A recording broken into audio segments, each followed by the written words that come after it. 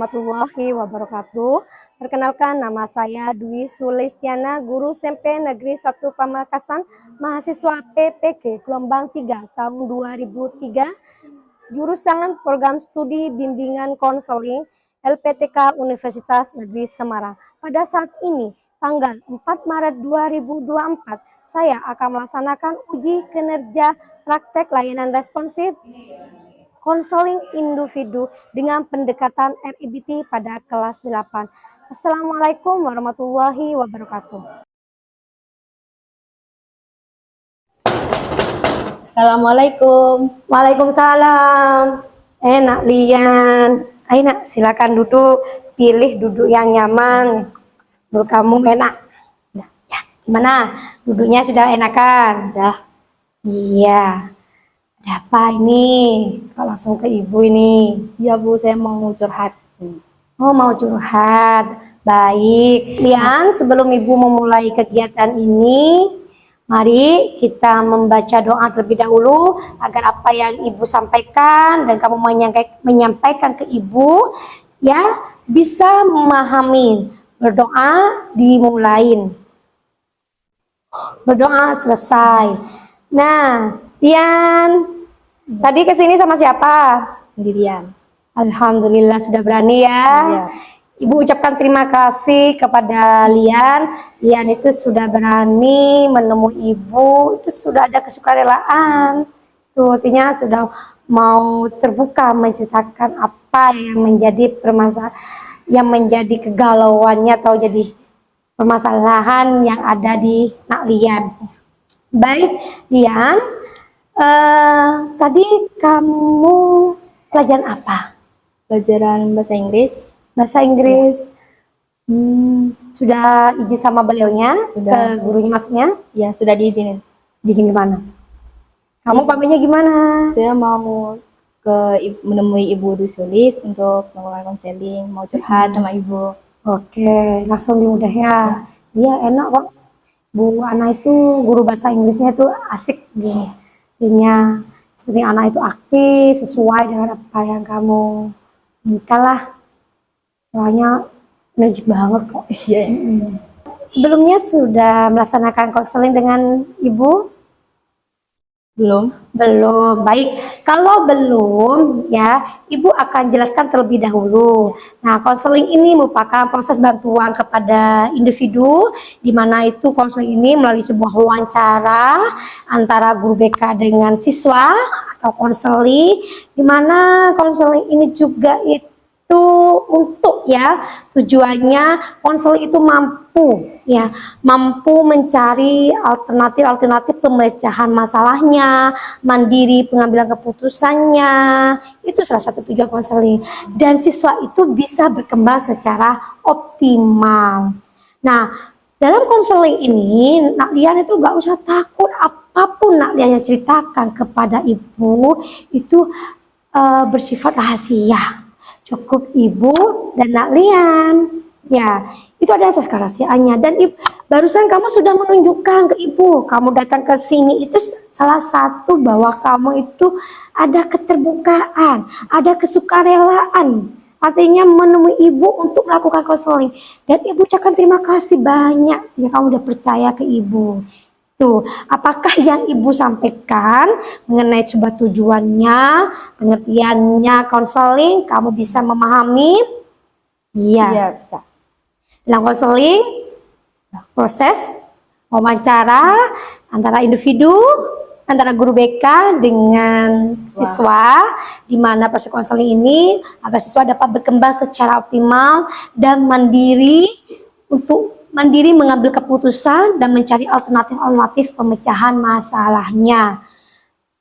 Tentunya itu ya, jangan takut, dijaga kerahasiaannya. Apapun yang kamu ceritakan itu bersifat rahasia. Nah, bisa dimengerti kan?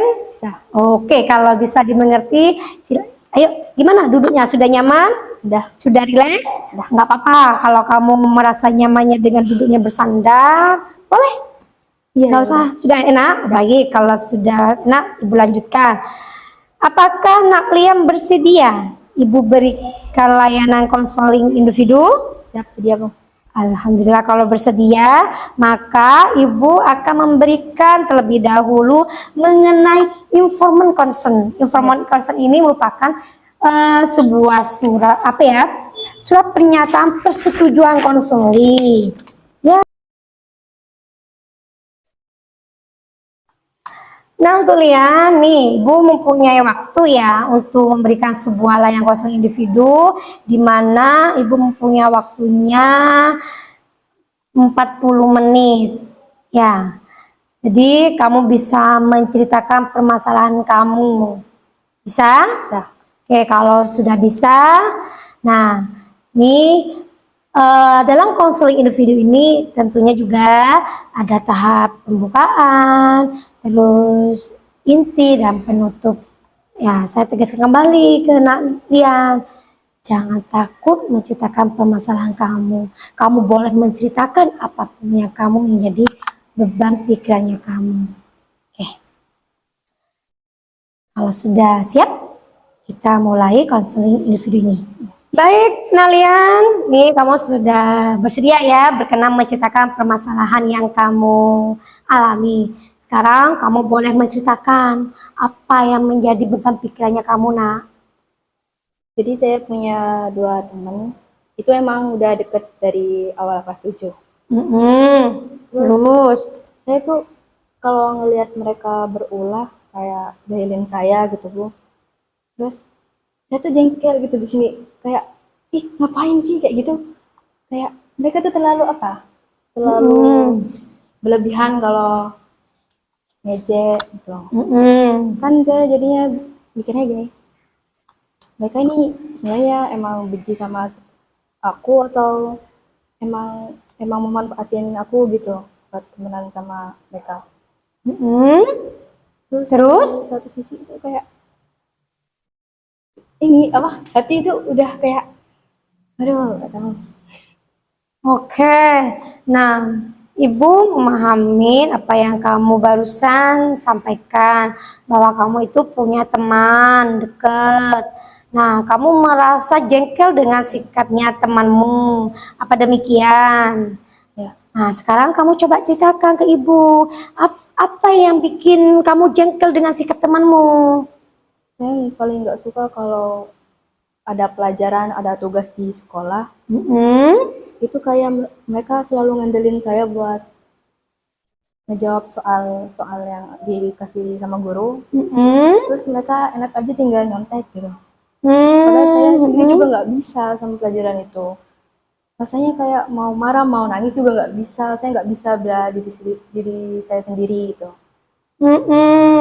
Artinya kamu tidak terima dengan sikapmu, temanmu ambil seenaknya gitu ketika ada tugas tinggal pinjem hasil pekerjaanmu, padahal kamu di satu sisi kamu itu tidak tidak bisa gitu ya. Apakah kamu pernah mengatakan atau pernah menolak atas permintaan temanmu? Saya juga sering menolak gitu. Tapi mereka kayak, wah, awas kamu ya kalau nggak ngasih jawaban bla bla bla bla gitu.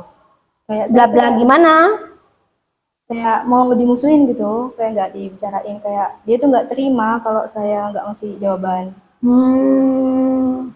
Temanmu nggak terima? Iya. Terus? Jawabannya udah ada di buku. Terus perasaanmu ketika ngasih bagaimana? Ya udah Bu, pasrah aja. Pasrah. Pasrahnya nerima, apa masih ada perasaan yang lain?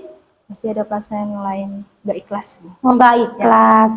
Artinya kamu belum ikhlas memberikan hasil jawabanmu.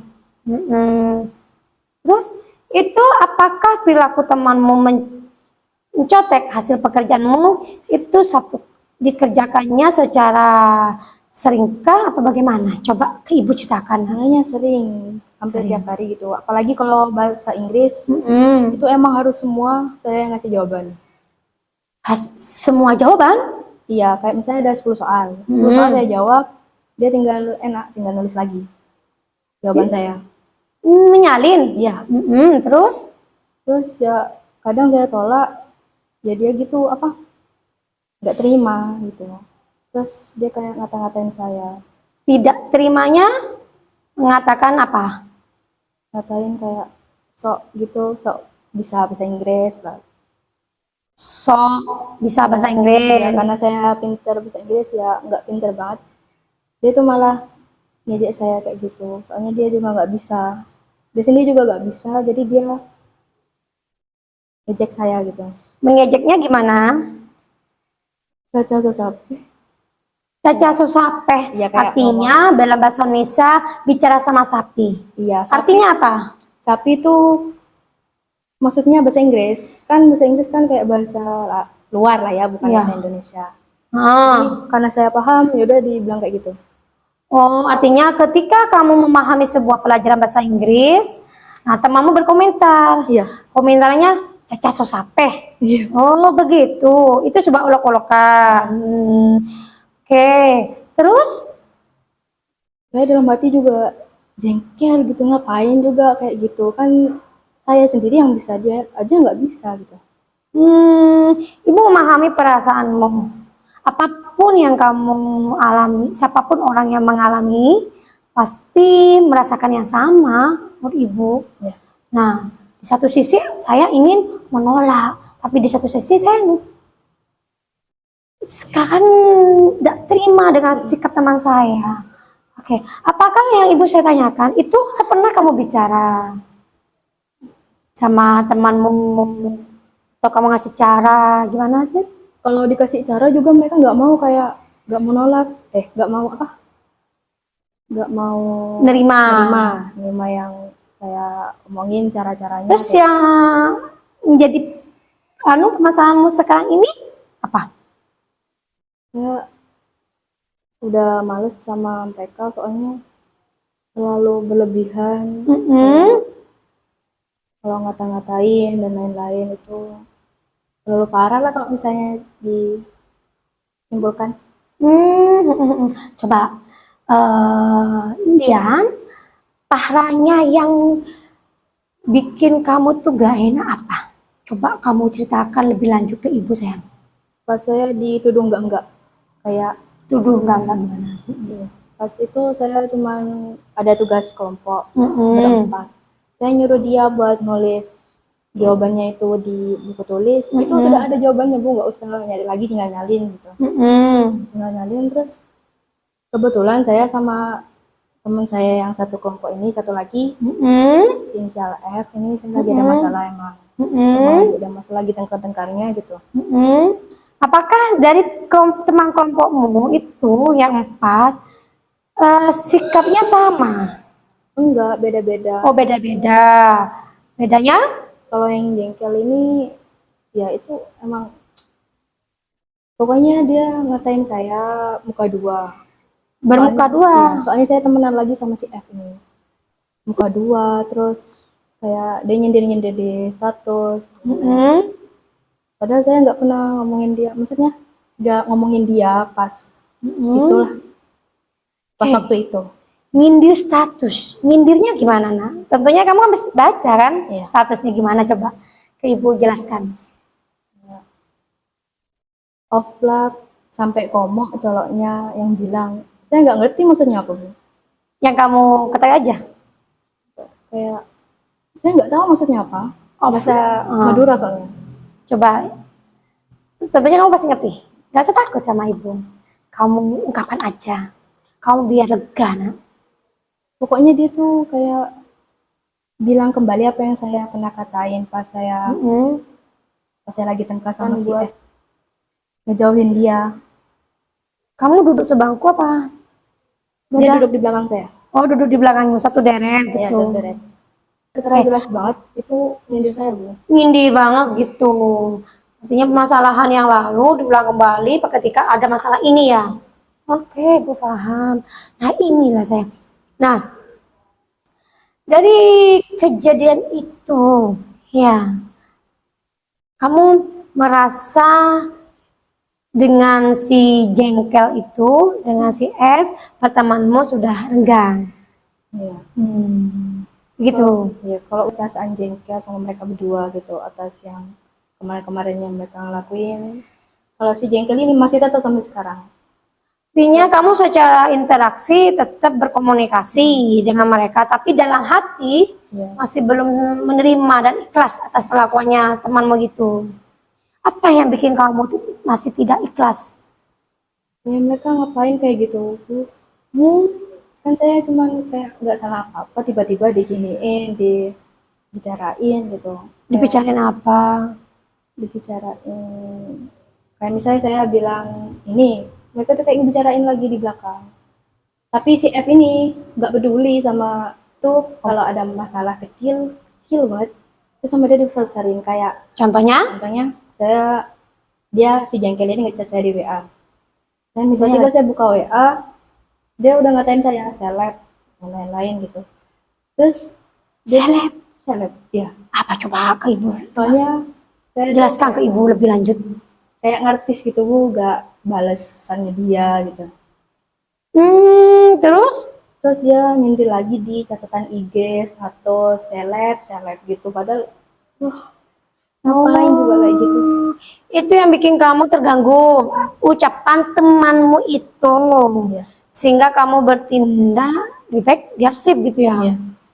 Pernahkah kamu berkomunikasi dengan dia atau menanyakan apa maksud dan tujuannya katakan seperti itu? Saya sebenarnya mau ngomong kayak gitu, mau nanya sama dia maksudnya apa kayak gini, bla. Saya takut Kenapa? masalahnya makin besar. Kalau masalahnya makin besar juga saya males nggak mau ngeladenin bu. Apakah dengan merasa takut itu bisa menyelesaikan masalah kamu? Enggak. Tidak kan? Seandainya permasalahan ini dibiarkan, apa yang menyebabkan terjadi nanti ke depannya? Dia makin seenaknya aja. Seenaknya? Iya. Oke, baik.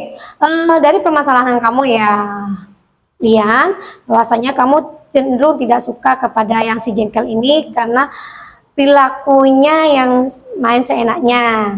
Terus ketika ada pekerja PR bahasa Inggris, dia tinggal mencari jawaban, meskipun kamu sudah ngasih tahu caranya, tetap dia merasa mengatakan kata kamu, mengolok-olok kamu, baik. Nah sekarang ini, Ibu dari permasalahan ini, mari Ibu akan berikan sebuah analisis ya, analisis A, B, dan C. Apa ini A? A ini merupakan sebuah kejadian, ya, kejadian atau peristiwa yang mengalami permasalahannya kamu. B, keyakinannya kamu sayang, keyakinannya kamu itu yang menyebabkan kamu itu ya cenderung tidak suka dengan perilaku temanmu, sehingga kamu jengkel sama dia, benci, sakit hati, benerkah? Ya. Oke. Sedang C-nya, nah C ini konsekuensinya kamu, dampaknya kamu secara komunikasi tetap, namun secara batin hati belum menerima dengan ikhlas atas perbuatan temanmu. Yang ibu tanyakan, apakah bersikap pura-pura seperti itu menyelesaikan masalah? Gak bisa. Tidak. Nah, benar kan? Ya. Kalau kamu punya perasaan ketakutan, keyakinan ibu takut ingin mengungkapkan atau menanyakan menyelesaikan masalah? Enggak. Nah, enggak. Itu yang menyebabkan kamu bikin sakit hati karena kamu punya keyakinan, nah. Keyakinan negatif. Salah satunya merasa ketakutan, ya, mengungkapkan, menanyakan permasalahan yang terjadi ke temanmu. Benar nggak? Benar. Bisa nggak? Iya, menunjukkan yang menjadi kamu, keyakinan negatifnya kamu, sehingga kamu itu kok tidak suka sama dia. Cita, tidak apa-apa ibu. Saya pertama paling nggak suka sama sifatnya, terus cara dia ngomong, udah itu doang dua. Tidak suka dengan sikapnya dan ngomongnya. Nah, kenapa dengan ngomongnya dia itu? Apakah cuma satu orang saja? Si jengkel itu apa nilainya? Permasalahan ini tidak terjadi, tidak selesaikan. Gimana? secara terus menerus kamu biarkan. Juga batin saya juga gak enak Bu. Nggak Bisa enak. nyimpen perasaan jengkel terus ke satu orang ini, terus Mm-mm. sampai lulus bisa kualat semampus. Oke, terbawa sampai seterusnya kan, Iya. sampai kehidupannya kamu. Iya. Nah, kalau masalah kalau ini, nah, tidak diselesaikan dengan segera, apa? Masalahnya makin terus ngalir, makin panjang juga saya ngerasa jengkel, marah, sedih ke orang itu. Mm-mm. Pernah kamu merasa sedih? Nah, Pernah. Pernahnya gimana? Ketika di kelas kah, apa sampai di rumah? ketika di kelas pas itu kayak ngebicarain saya di belakang, saya dengar sendiri, Mm-mm. tapi kadang saya ngerasa juga mereka tuh ngebicarain saya.